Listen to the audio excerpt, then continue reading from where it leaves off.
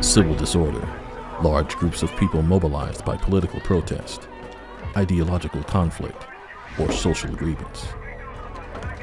Civil disorder can be a dangerous condition that can become increasingly chaotic and volatile, but you can weather the storm with these tips. If civil disorder erupts in your community, stay away from the area and shelter in place. Shelter in place means taking refuge in an interior room with no or few windows. While you shelter in place, stay up to the moment with Fairfax alerts and local media reports. Map out emergency exit routes in case your area is evacuated. When public safety services arrive, comply with all law enforcement directives and remain alert to any curfews in your area.